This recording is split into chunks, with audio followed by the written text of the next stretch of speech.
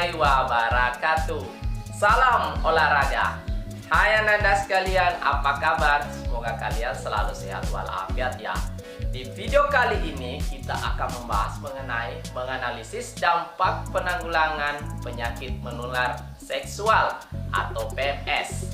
Tapi sebelum itu, jangan lupa ya, seperti biasa, like, comment, share, subscribe, dan aktifkan lonceng notifikasinya agar Ananda sekalian bisa mendapatkan video terbaru dari Nur Fitra Channel. Oke Ananda sekalian, kita masuk ke pembahasan bagian A, yakni memahami dampak PMS. Perlu diketahui, penyakit menular seksual atau PMS adalah berbagai infeksi yang dapat menular dari satu orang ke orang yang lain melalui kontak seksual. Hampir seluruh PMS dapat diobati. Namun, bahkan PMS yang sudah diobati seperti gonore telah menjadi resisten terhadap berbagai antibiotik generasi lama. PMS lain seperti herpes, AIDS, dan kutil kelamin seluruhnya adalah PMS yang disebabkan oleh virus, belum dapat disembuhkan. Beberapa dari infeksi tersebut bahkan dapat mematikan. Syphilis, AIDS, kutil kelamin, dan herpes, dan bahkan gonore seluruhnya sudah pernah dikenal sebagai penyebab kematian. Beberapa PMS dapat berlanjut pada berbagai kondisi seperti radang panggul atau PRP, kanker serviks, dan berbagai komplikasi. Sehingga pendidikan mengenai penyakit ini dan upaya-upaya pencegahan penting untuk dilakukan.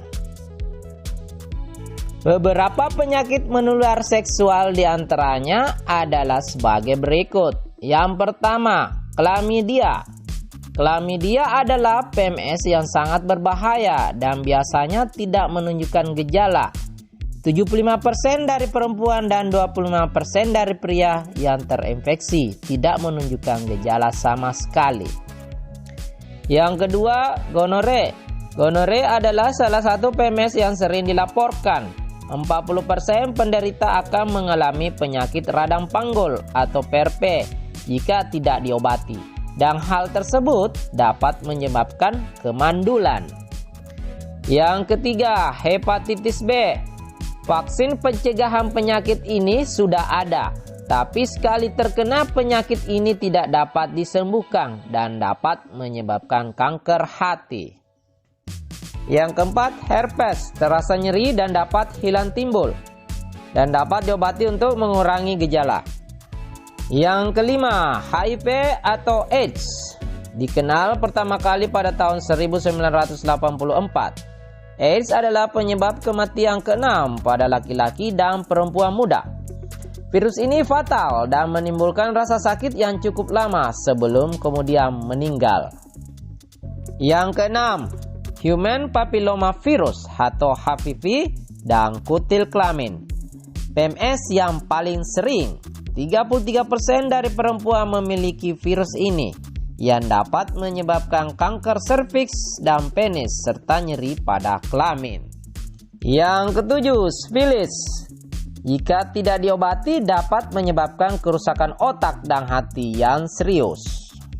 Dan yang kedelapan, trichomoniasis. Dapat menyebabkan keputihan yang berbusa atau tidak ada gejala sama sekali. Pada perempuan hamil dapat menyebabkan kelahiran prematur. Dampak atau akibat PMS.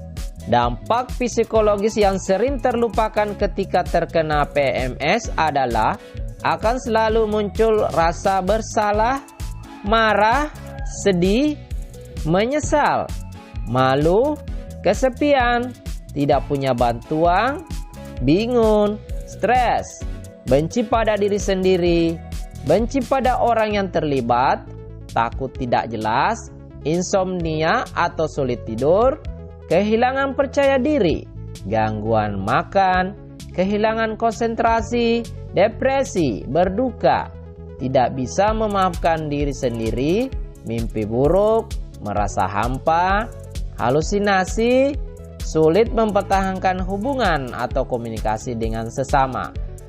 seorang remaja akan semakin nekat atau membangkang dan tidak patuh lagi pada orang tua. Terlibat konfrontasi dengan sanak saudara lainnya, melemahkan perekonomian, produktivitas menurun, serta kondisi fisik dan mental yang menurun. Oke, Nanda sekalian, kita masuk ke pembahasan bagian B, yakni memahami penanggulangan PMS. Yang pertama, penanggulangan PMS terhadap diri sendiri.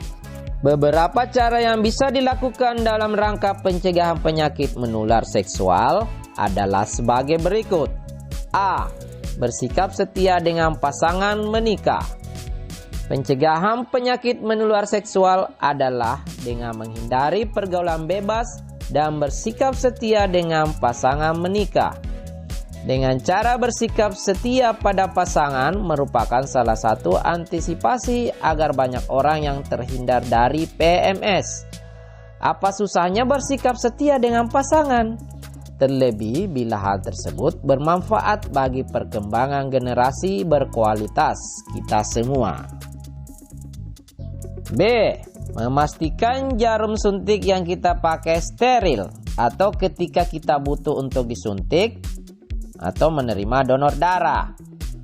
Pencegahan penyakit menular seksual yang berikutnya adalah dengan cara memasukkan jarum suntik yang kita pakai steril dan tidak pernah dipakai oleh orang yang mengidap PMS. Selain teratur lewat hubungan seksual, PMS juga ditularkan melalui jarum suntik yang habis dipakai oleh pengidap PMS. C. Menjaga kesehatan organ reproduksi manusia. Pencegahan penyakit menular seksual berikutnya adalah berusaha untuk tetap membersihkan organ intim dan menjaga kesehatannya. Kadang-kadang kita mungkin sering sembrono dengan membiarkan begitu saja atau dibersihkan ala kadarnya atas organ intim kita. Padahal tentunya organ intim membutuhkan penanganan dan perawatan khusus. D. Perkuat sistem kekebalan tubuh dengan gaya hidup sehat seperti konsumsi sayur-sayuran dan buah-buahan tinggi vitamin C, D, E, rutin berolahraga, dan pola hidup yang teratur. Dan E. Lakukan pemeriksaan kesehatan rutin bila termasuk aktif secara seksual dan terindikasi melakukan hubungan seks tidak aman. Oke, Nanda sekalian, kita masuk ke pembahasan bagian yang kedua, yakni penanggulangan PMS terhadap keluarga. Keluarga menjadi salah satu kelompok tempat yang paling efektif dalam penanggulangan PMS. Memberikan pemahaman akan dampak yang diakibatkan oleh PMS di dalam keluarga memberikan pengertian pengaruh yang sangat besar. Keluarga harus menganggap masalah PMS menjadi hal yang penting sehingga keharmonisan berumah tangga dapat terjaga dan terhindar dari PMS. Beberapa hal yang dapat dilakukan di keluarga adalah sebagai berikut. A. Pencegahan non-seksual dapat dilakukan dengan mengadakan pemeriksaan donor darah sehingga darah akan terbebas dari HIV/AIDS. B. Penyuluhan atau edukasi yang intensif tentang bahaya penyakit HIV/AIDS, PMS yang sangat penting. Hindari seks bebas dan narkoba yang akan merusak generasi muda bangsa. Oke, Nanda sekalian, kita masuk ke pembahasan yang terakhir, yang ketiga, yakni penanggulangan PMS terhadap masyarakat. Beberapa cara penanggulangan PMS terhadap masyarakat adalah sebagai berikut. A. Penyuluhan yang intensif tentang bahaya penyakit PMS sangat penting. Hindari seks bebas dan narkoba yang akan merusak generasi muda bangsa. B. Memberikan penyuluhan akan bahayanya penyakit menular seksual. Untuk itu, mereka harus mengerti akan arti pentingnya pencegahan penyakit menular seksual. C. Memberitahu bagaimana cara-cara dalam pencegahan penyakit menular seksual. D. Memberitahukan akan arti pentingnya pencegahan penyakit menular seksual. Memberikan kesadaran akan arti pentingnya sikap setia. Memberikan kesadaran akibat bila berganti-ganti pasangan. Dan G. Memberikan kesadaran apa akibat bila tidak bisa menjaga kebersihan organ intim. Adapun hal-hal yang bisa menghambat proses pencegahan penyakit menular seksual adalah sebagai berikut. A. Banyaknya masyarakat yang belum terlalu yakin akan pengetahuan mengenai PMS. Mereka masih menganggap bahwa PMS adalah penyakit biasa yang tidak berisiko. B. Banyak profesi-profesi yang melibatkan hal-hal yang bersifat vulgar dan profesi tersebut tidak bisa dibabat habis, bahkan makin bertambah dari waktu ke waktu. C. Masyarakat yang kurang mendukung pelaksanaan program tersebut karena kurangnya pengetahuan dan terbatasnya pendidikan. D. Banyak orang-orang yang masih menyepelekan masalah penyakit menular seksual. Banyak orang yang masih berpikiran bahwa PMS bisa disembuhkan, sehingga mereka masih menganggap PMS bukanlah masalah yang serius. Banyak orang-orang yang baru sadar akan kesalahannya ketika mereka berbuat salah, atau dengan kata lain menyesal kemudian dan tidak ada gunanya. G. Kurang adanya motivasi yang kuat dari beberapa kelompok masyarakat untuk mencegahnya.